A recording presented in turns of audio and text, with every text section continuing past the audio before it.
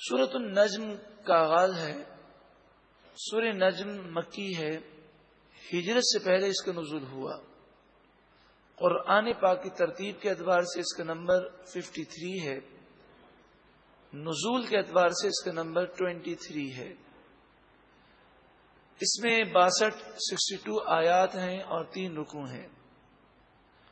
نجم ستارے کو کہتے ہیں۔ بسم اللہ الرحمن الرحیم، اللہ کے نام سے شروع جو بہت زیادہ مہربان نہایت رحم کرنے والا۔ والنجم اذا ہوا، ستارے کی قسم جب وہ اترے۔ بعض مفسرین نے فرمایا ستارے سے مراد عام ستارے ہیں، جب یہ ظاہر ہوتے ہیں تو ان کی قسم کو یاد کیا گیا۔ لیکن تفسیر خازن میں اور دیگر تفاسیر میں اگر آپ غور کریں اور ان کی تحقیق اور ریسرچ کو پڑھیں تو وہ کہتے ہیں کہ چونکہ آگے حضور کی معراج کا ذکر ہے، لہذا نجم سے مراد حضور ہیں۔ اعلی حضرت امام اہل سنت نے، امام احمد رضا علیہ الرحمہ نے انہی تفاسیر کی بنیاد پر اس کا ترجمہ اس طرح فرمایا: وَالنَّجْمِ اِذَا ہوا، اس پیارے چمکتے تارے محمد کی قسم صلی اللہ علیہ وسلم جب یہ معراج سے اترے۔ ما ضل صاحبکم، تمہارے صاحب یعنی تمہارے نبی نہ بہکے، وما غوا، اور نہ راہ راست سے ہٹے، وہ ہمیشہ سے ہدایت پر قائم ہیں، بلکہ جس پر نظر کرم فرمائے وہ بھی ہدایت پر قائم ہو جائے۔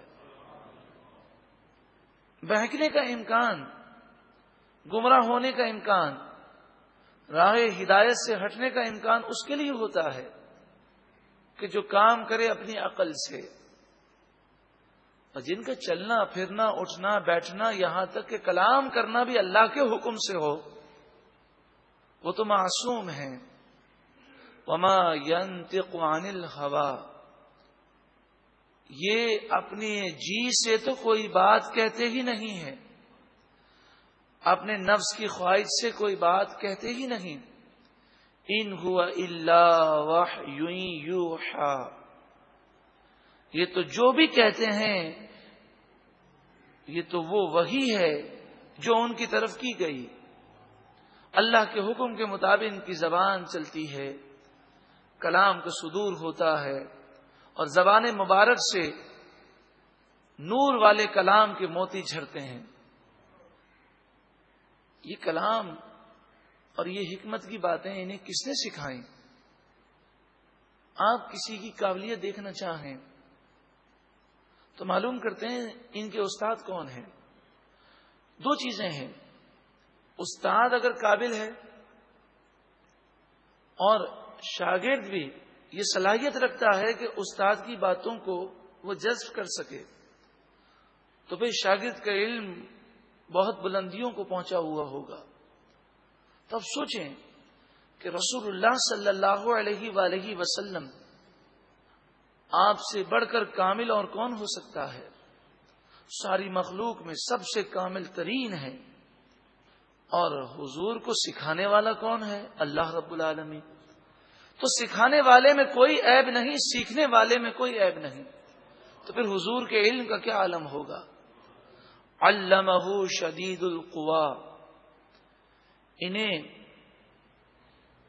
اس رب نے سکھایا کہ جو بہت قوت والا ہے، ذو مرۃ، سخت طاقت رکھنے والا ہے، فاستوی، بس اس نے قصد فرمایا، ارادہ فرمایا، رب العالمین نے اپنا جلوہ دکھانا چاہا۔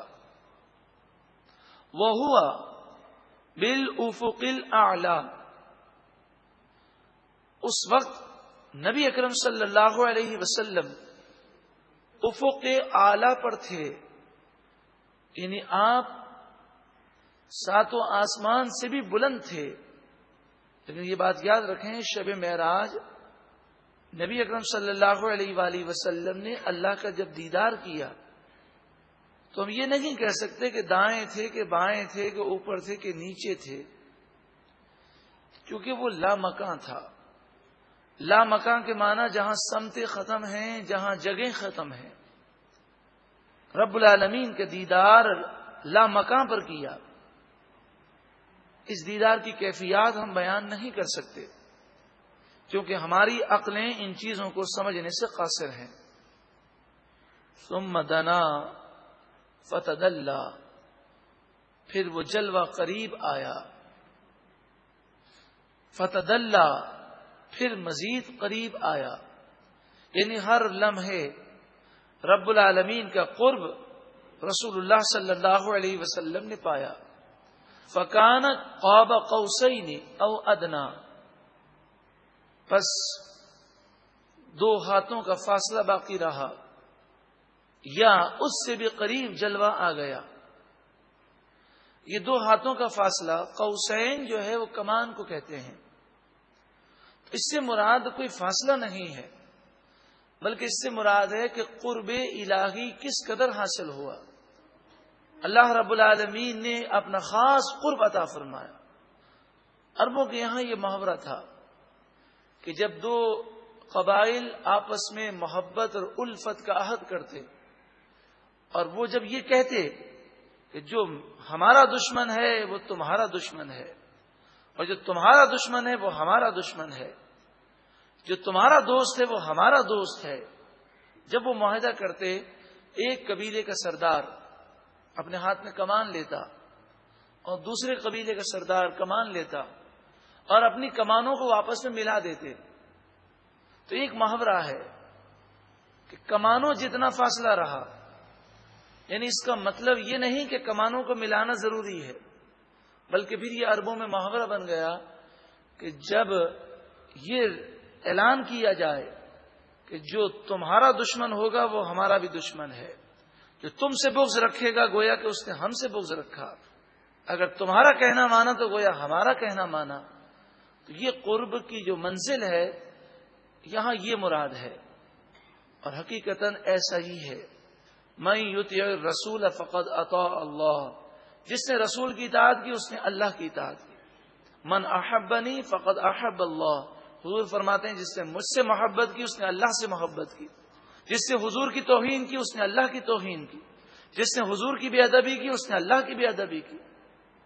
جو یہ دعویٰ کرے محبت الہی کا اور اس کے دل میں حضور کی محبت نہ ہو تو محبت الہی کا دعویٰ جھوٹا ہے. جب تک حضور سے محبت نہیں کرے گا وہ ایمان میں کامل نہیں ہو سکتا. فَأَوْحَى إِلَىٰ عَبْدِهِ مَا أَوْحَى، پس اللہ نے اپنے بندے کی طرف جو چاہا وہی فرمائی.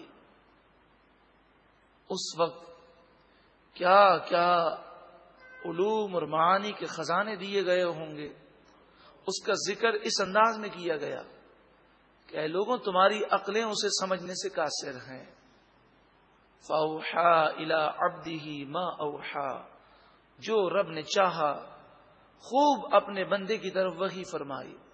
حدیث صحیح میں موجود ہے، رسول اللہ صلی اللہ علیہ وآلہ وسلم، امام ترمذی علیہ رحمہ اس حدیث کو اپنی کتاب میں لکھتے ہیں. آپ فرماتے ہیں کہ نبی اکرم صلی اللہ علیہ وآلہ وسلم فرماتے ہیں کہ شب معراج اللہ رب العالمین نے مجھ پر وہ کرم کیا، فَعَلِمْتُ مَا فِي السَّمَاوَاتِ وَالْأَرْضِ، جو کچھ آسمان و زمین میں ہے سب کچھ مجھ پر روشن ہو گیا اور سب کچھ میں نے جان لیا. مَا كَذَبَ الْفُؤَادُ مَا رَآ،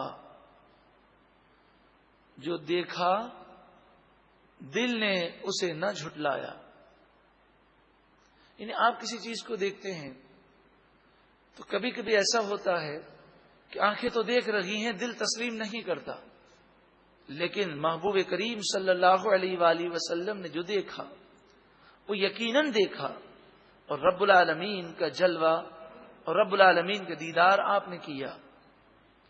افتمارونہ علی ما یرا، کیا تم جھگڑا کرتے ہو حضور اقدس صلی اللہ علیہ وسلم سے اس پر کہ جو انہوں نے دیکھا؟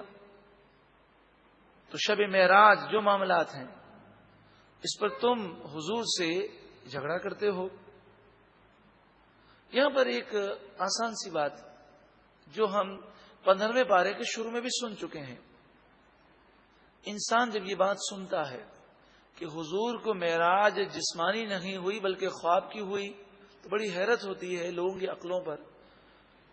یہ بات تو سبھی جانتے ہیں کہ جب نبی اکرم صلی اللہ علیہ وآلہ وسلم نے معراج کا دعویٰ فرمایا تو کافروں نے آپ پر اعتراضات کیے ہیں، شور مچایا ہے۔ اگر یہ خواب کی معراج ہوتی تو شور مچانے کی حاجت نہ تھی، کیونکہ خواب کے اندر اگر کوئی مکے سے مسجد اقصی چلا جائے اور آسمانوں کی سیر کر کے آ جائے تو کوئی اعتراض نہیں کر سکتا۔ کافروں کا شور مچانا اور مذاق اڑانا اس بات کی دلیل ہے کہ حضور نے جسمانی معراج کا دعویٰ کیا ہے کہ میں اپنے جسم کے ساتھ مکے سے بیت المقدس گیا اور وہاں سے میں نے آسمانوں کی سیر کی۔ وَلَقَدْ رَآهُ نَزْلَةً أُخْرَى، اور بے شک آپ نے اللہ تعالی کو بار بار دیکھا۔ یہ تو واقعہ بڑا مشہور ہے، صحیح حدیث پاک میں موجود ہے کہ ایک دفعہ گئے دیدار کر کے آئے تو 50 نمازیں لے کر آئے۔ موسیٰ علیہ السلام نے پھر عرض کی تو آپ گئے تو 45 ہو گئی، پھر واپس آئے پھر دوبارہ گئے تو 40 ہو گئی، پھر 35 ہوئیں، پھر 30 ہوئیں، اس طرح آخر میں 5 بچیں۔ تو حضور کو بلایا گیا تھا ایک دفعہ کے لیے اور آپ بار بار جا رہے ہیں۔ اس عمل سے معلوم ہوا کہ گویا کہ رب العالمین نے یہ ظاہر کر دیا کہ یہ مت سمجھنا کہ ہماری بارگاہ میں آنے پر ان پر کوئی پابندی ہے، یہ ایک دفعہ بلا کر تو دنیا کو دکھانا ہے، ان کا اعزاز اور اکرام اور تکریم کرنی ہے، ورنہ یہ جب آنا چاہیں ان کے لیے کوئی پابندی نہیں ہے، بار بار آ رہے ہیں جا رہے ہیں۔ عند سدرۃ المنتہا، سدرۃ المنتہا کے قریب، یعنی اس سے مراد یہ ہے کہ جبریل امین نبی اکرم صلی اللہ علیہ وسلم کو لے کر سدرۃ المنتہا تک پہنچے اور پھر انہوں نے کہا اس سے آگے میں اگر بال کے برابر بھی بڑھ جاؤں تو اللہ رب العالمین کے نور کی تجلیات مجھے جلا کر راکھ کر دیں گے۔ پھر نبی اکرم صلی اللہ علیہ وآلہ وسلم وہاں سے لامکاں پر تشریف لے گئے۔ سدرۃ المنتہا کیا ہے؟ سدرہ کے معنی ہے بیر کا درخت، سدرہ بیر کے درخت کو کہتے ہیں۔ اللہ رب العالمین کی قدرت ہے کہ یہ درخت چھٹے آسمان پر اگایا گیا ہے اور اس کی شاخیں 7ویں آسمان سے بھی بلند ہیں۔ سدرۃ المنتہا سے مراد اس بیر کے درخت کی وہ شاخ ہے جو سب سے زیادہ بلند ہے اور جو آخری جو اس کا کنارہ ہے وہ جبریل امین کا آخری مقام ہے، اس سے آگے وہ نہیں بڑھ سکتے۔ حدیث پاک میں فرمایا کہ ہاتھی کے کانوں کی طرح بڑے بڑے اس درخت کے پتے ہیں اور اس درخت سے فرشتے معلق ہیں اور وہ یہاں پر اللہ رب العالمین کی عبادت کرتے ہیں۔ عندہا جنت المأوى، سدرۃ المنتہا کے پاس جنت المأوى ہے، عظیم الشان جنت ہے، لوگوں کا ٹھکانہ ہے۔ تو پتہ چلا کہ جنت جو ہے وہ 7 آسمان سے بھی بلند ہے۔ اذ یغشی السدرۃ ما یغشی، جب سدرہ پر خوب وہ چھا رہا ہے، نور کی بارشیں ہوئیں، نبی اکرم صلی اللہ علیہ وآلہ وسلم کا گزر سدرۃ المنتہا سے ہوا تو وہ نور چھا گیا۔ اذ یغشی السدرۃ ما یغشی، یاد کرو جب سدرہ کو ڈھانپ لیا اس نور نے، انوار و تجلیات کی بارشیں ہوئیں. ما زاغ البصر، جب اللہ رب العالمین کا دیدار کیا. ایک طرف تو یہ ہے کہ موسیٰ علیہ السلام عرض کرتے ہیں مالک و مولا میں تیرا دیدار کرنا چاہتا ہوں. تو فرمایا کہ آپ ہرگز نہیں کر سکیں گے، اس کی تاب نہیں لا سکیں گے. جب آپ نے پھر دعا کی تو فرمایا کہ آپ اس پہاڑ کو دیکھیں. اللہ رب العالمین نے اپنے دیدار کی، اپنے نور کی ایک تجلی اس پہاڑ پر نازل کی تو پہاڑ ریزہ ریزہ ہو گیا. موسیٰ علیہ السلام بے ہوش ہو گئے. موسیٰ علیہ السلام نے پہاڑ پر اللہ کے نور کی تجلی کو دیکھا تو بے ہوش ہو گئے. اور جب آپ ہوش میں آئے تو آپ کی نگاہ اس قدر تیز ہو گئی تھی کہ میلوں دور اگر اندھیرے میں بھی کالے پتھر پر کالی چوٹی چلتی ہو تو حضرت موسیٰ علیہ السلام اسے دیکھ سکتے تھے. تو آپ سوچیں کہ ایک نور کی تجلی جو پہاڑ پر پڑی وہ موسیٰ علیہ السلام دیکھیں تو ان کی آنکھیں اس قدر تیز ہو جاتی ہیں. تو جس محبوب کریم صلی اللہ علیہ وسلم نے رب العالمین کا دیدار جاگتی آنکھوں سے کیا، حضور کی آنکھ مبارک کے معجزات کی کیا شان ہوگی. کہ آپ ارشاد فرماتے ہیں بخاری شریف میں ہے، میں آگے بھی دیکھتا ہوں پیچھے بھی دیکھتا ہوں. اور آپ نے صحابہ کرام سے فرمایا نماز صحیح ادا کیا کرو، اس لیے کہ تمہارا رکوع بھی مجھ پر پوشیدہ نہیں. میں نماز تو آگے پڑھا رہا ہوں لیکن پیچھے تم کس طرح رکوع کر رہے ہو میں دیکھ رہا ہوں. اور پھر فرمایا تمہارا خشوع بھی پوشیدہ نہیں مجھ پر. خشوع کہتے ہیں کہ آپ کی نماز میں توجہ ہے یا نہیں. تمہارے صرف ظاہری کو نہیں دیکھتا بلکہ تمہارے دل کے اندر عبادت کا ذوق ہے یا نہیں، اور تمہاری توجہ اللہ کی طرف ہے یا نہیں میں وہ بھی جانتا ہوں. ما زاغ البصر، ایک طرف تو پہاڑ ریزہ ریزہ ہو جائے، موسیٰ علیہ السلام بے ہوش ہو جائیں، اور دوسری طرف سرکار کی شان دیکھیں. فرمایا آنکھ کسی طرف نہ پھری. کوئی اگر چیز کو دیکھا جائے اور آنکھ اس کے نور کی تاب نہ لا سکے تو آنکھ ہٹانی پڑتی ہے، بند کرنی پڑتی ہے. ما زاغ البصر، آنکھ نہ کسی طرف پھری. وما طغى، اور نہ آنکھ حد سے بڑی، یعنی وہیں پر موجود رہی اور اللہ کا دیدار وہ کرتی رہی.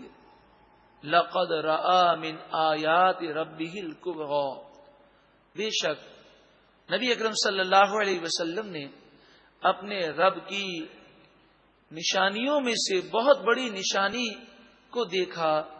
رب العالمین کا جلوہ دیکھنا یہ سب سے بڑی نشانی ہے. حضرت انس، حضرت حسن، حضرت اکرمہ، حضرت عبداللہ بن عباس، حضرت کعب، ان تمام کے بارے میں امام ترمذی نے لکھا کہ سب یہ فرماتے ہیں کہ رب العالمین کا دیدار جاگتی ہوئی آنکھوں سے سرکار دو عالم صلی اللہ علیہ وسلم نے شب معراج کیا. مسلم شریف کی روایت ہے، رسول اللہ صلی اللہ علیہ وآلہ وسلم نے ارشاد فرمایا رأیت ربی بعینی و بقلبی، میں نے اپنے رب کو اپنی آنکھوں سے بھی دیکھا اور دل سے بھی جانا. حسن بصری بھی فرماتے ہیں کہ حضور نے اللہ کا دیدار جاگتی آنکھوں سے کیا. امام احمد بن حنبل جنہیں 10 لاکھ حدیثیں یاد تھیں اور وہ حنبلی فقہ کے امام ہیں، امام احمد بن حنبل سے ایک مجلس میں پوچھا گیا یہ بتائیے کہ شب معراج کیا رسول اللہ صلی اللہ علیہ وآلہ وسلم نے اللہ کا دیدار جاگتی ہوئی آنکھوں سے کیا ہے؟ تو حضرت امام احمد بن حنبل نے کہا خدا کی قسم حضور نے اللہ کا دیدار کیا، خدا کی قسم حضور نے اللہ کا دیدار کیا. یہ جملہ دہراتے رہے جب تک آپ کا سانس ختم نہ ہو گیا. جس محبوب کے ہم امتی ہیں ان کا یہ مقام مرتبہ ہے. کتنے ہم خوش نصیب ہیں کہ بن مانگے رب العالمین نے ہمیں حضور کا امتی بنایا.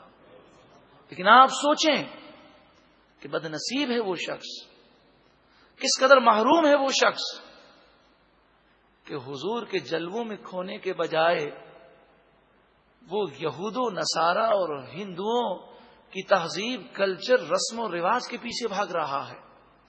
ارے حضور کے لائے ہوئے نظام سے بڑھ کر اور حضور کی سنتوں سے بڑھ کر کیا کوئی اور بہتری کی راہ ہو سکتی ہے؟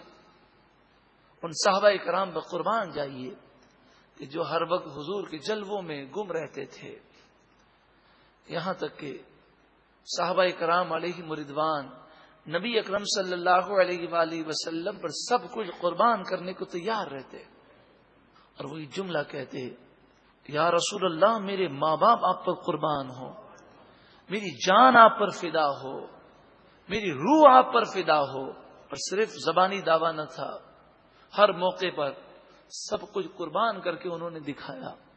حضرت حذیفہ بن یمان رضی اللہ تعالی عنہ کو جب نبی اکرم صلی اللہ علیہ وآلہ وسلم نے فرمایا، اے حذیفہ کھڑے ہو جاؤ اور جاؤ دیکھو دشمن کیا کر رہا ہے، تو حضرت حذیفہ کہتے ہیں اتنی شدید سردی تھی، غزوہ خندق، غزوہ احزاب کا موقع ہے کہ میں اوندھے منہ زمین سے چپکا ہوا تھا، اور اس طرح چپکا ہوا تھا کہ میں نے اپنے آپ کو سمیٹا ہوا تھا، میرا سر میرے گھٹنوں پر تھا، اور ایک چھوٹی سی چادر سے میں نے اپنے آپ کو ڈھانپا ہوا تھا، اور میں پوری طرح کانپ رہا تھا۔ نبی اکرم صلی اللہ علیہ وآلہ وسلم نے جب فرمایا تو میں فوراً کھڑا ہو گیا۔ یہ عشق رسول ہے، یہ محبت رسول ہے۔ پھر نبی اکرم صلی اللہ علیہ وآلہ وسلم نے ان کے لیے دعا فرمائی۔ کہتے ہیں وہ دعا کا اثر تھا کہ مجھے اس سخت سردی میں پسینہ آنے لگا اور سردی کا اثر دور ہو گیا۔ کہتے ہیں میں اپنا مشن پورا کر کے جب واپس آیا تو نبی اکرم صلی اللہ علیہ وآلہ وسلم نماز ادا فرما رہے تھے۔ آقا دو جہاں صلی اللہ علیہ وآلہ وسلم کی عادت کریمہ تھی کہ جب بھی کوئی پریشانی کا معاملہ ہوتا تو آپ نماز کی طرف رجوع کرتے اور کافی دیر تک آپ لمبی لمبی نمازیں ادا فرماتے۔ تو غزوہ خندق کا موقع تھا، آپ نے انہیں کافروں کے بارے میں معلومات لینے کے لیے بھیجا اور خود اللہ کی عبادت میں مشغول ہو گئے۔ جب میں آیا تو نبی اکرم صلی اللہ علیہ وآلہ وسلم چادر مبارک اوڑے ہوئے جلوہ افروز تھے۔ میں نے حضور کو ساری خبر سنائی اور پھر میں چادر کے اندر گھس گیا اور حضور کے پاؤں مبارک سے اور حضور کے تلووں سے اپنے چہرے کو ملا دیا، اپنے سینے کو مس کیا، اور جب میں نے حضور کے تلووں سے اپنا سینہ لگایا تو میرا سینہ نور الہی سے منور ہو گیا۔ تو عشق و محبت، حضور کی ذات میں فنا ہو جانا، حضور کے جلووں میں مشغول ہو جانا کہ حضور کھانا تناول کیسے کرتے تھے، آپ کا آرام کرنے کا انداز کیا تھا۔ بندہ حضور کے جلووں میں مشغول ہو، حضور اس کا آئیڈیل ہو، تو یہ مومن کی معراج ہے۔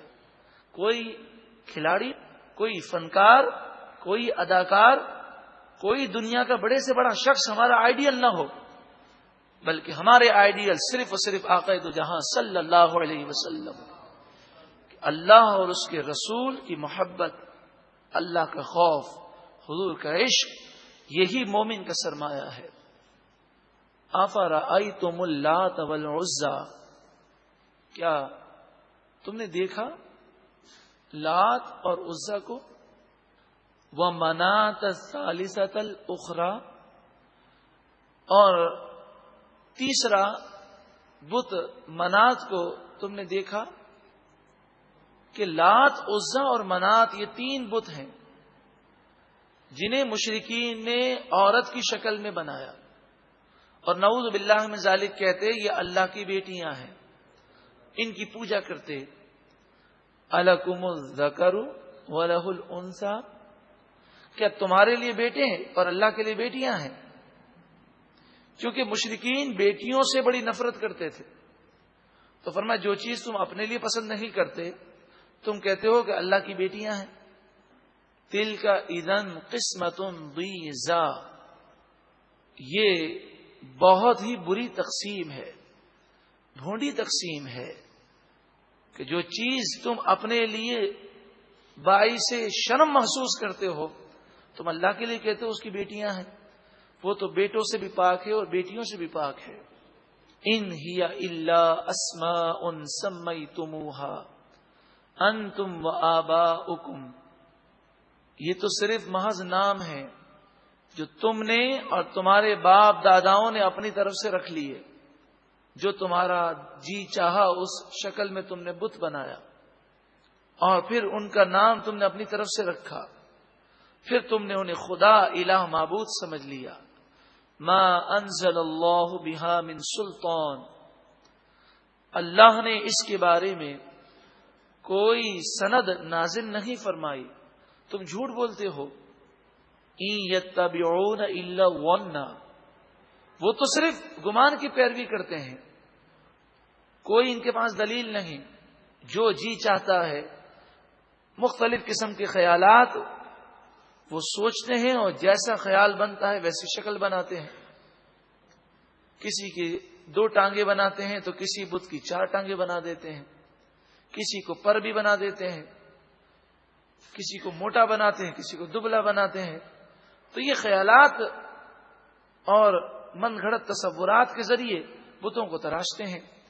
وما تهوى الانفس، اور وہ تو صرف اپنے نفس کی خواہش پر عمل کرتے ہیں، جو ان کا نفس کہتا ہے، جو جی کہتا ہے وہ کرتے ہیں، یہ موڈ کے پیچھے چلتے ہیں.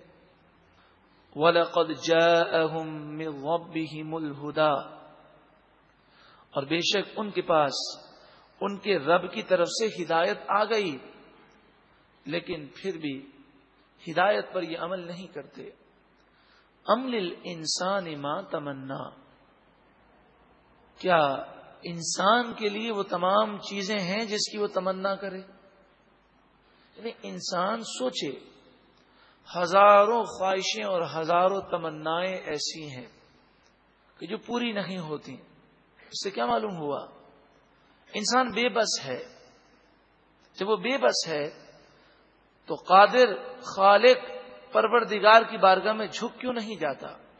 فَلِلَّهِ الْآخِرَةُ وَالْأُولَى، بس اللہ ہی کے لیے آخرت اور دنیا ہے، سارے خزانوں کا وہی مالک ہے.